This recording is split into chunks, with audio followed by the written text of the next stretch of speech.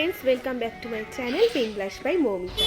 আজ অনেকদিন পর তোমাদের সাথে শেয়ার করতে এলাম একটা রিসেপশন মেকআপ লুক। আজকে আমার লোকেশন একদম আমার বাড়ির কাছেই ছিল, লোকেশন ছিল রিসরা, তাই টোটো করেই বেরিয়ে পড়েছিলাম আর খুব তাড়াতাড়ি পৌঁছেও গেছিলাম। আর ঢুকতেই দেখো কত সুন্দর ডেকোরেশন করা আছে।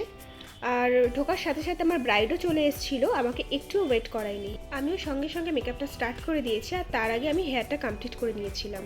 আজকের মেকআপটা একটা নন এইচডি মেকআপ ছিল, তোমরা পুরোটা দেখো। নন এইচডি মেকআপও যদি খুব সুন্দরভাবে তোমরা মেকআপটাকে ডাইলিউট করে অ্যাপ্লাই করতে পারো তাহলে কিন্তু নন এইচডি মেকআপও খুব সুন্দরভাবে গ্লো দেয়। সো আমি cleansing, toning, moisturising and primer করে নিয়েছি, আর বেশি কিছু অ্যাপ্লাই করবো না যেহেতু এটা নন এইচডি মেকআপ। তারপরে আমি আইব্রোটা ড্র করে নিয়েছি আর ফরএভার 52 একটা কনসিলার প্যালেট থেকে একটা কালার নিয়ে আমি আইব্রোটা জাস্ট কার্ভ আউট করে নিয়েছি। এরপর আমি জাস্ট গোল্ডের একটা লিকুইড কনসিলার দিয়ে আই বেসটাকে সেট করে নিলাম। লিকুইড কনসিলার দিয়ে যদি তুমি আই বেস সেট করো তাহলে দেখবে কোনো পাউডার দিয়ে সেট করতে লাগে না, যে কোনো আই শ্যাডো কালার খুব সুন্দরভাবে ইনহ্যান্স করে।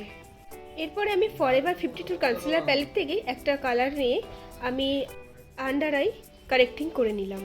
তোমরা দেখো আমি কোনো অরেঞ্জ কারেক্টার ইউজ করছি না, আমি ওর স্কিনের থেকে 2 টোন या 3 টোন ডার্ক একটা শেডের কনসিলার আমি ইউজ করে নিচ্ছি।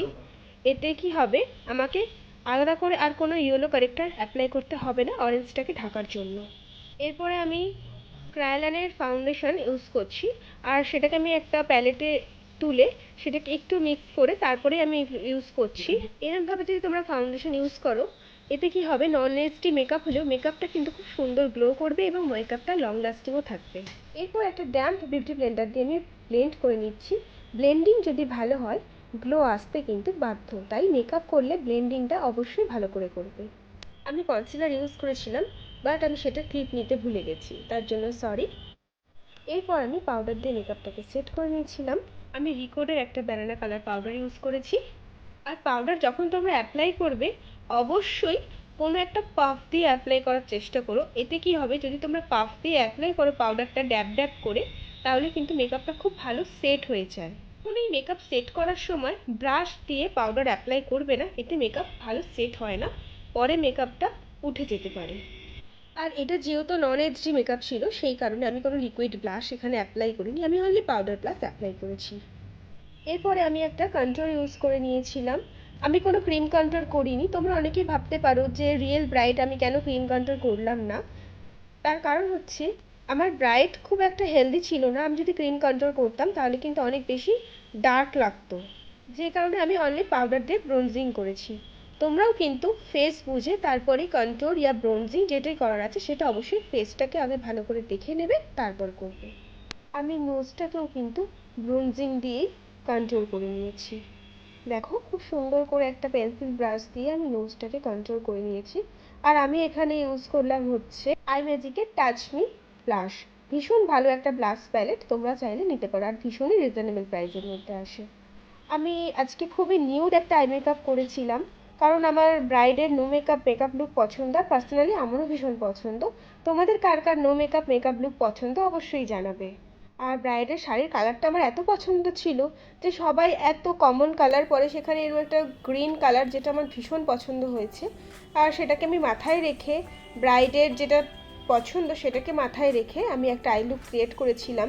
একদম নিউডের ওপর ব্রাউনের ওপর একটা আই মেকআপ করেছিলাম। আমি যেটা করেছিলাম আইলাইনারটা খুব সুন্দর করে উইং করে পরিয়েছিলাম।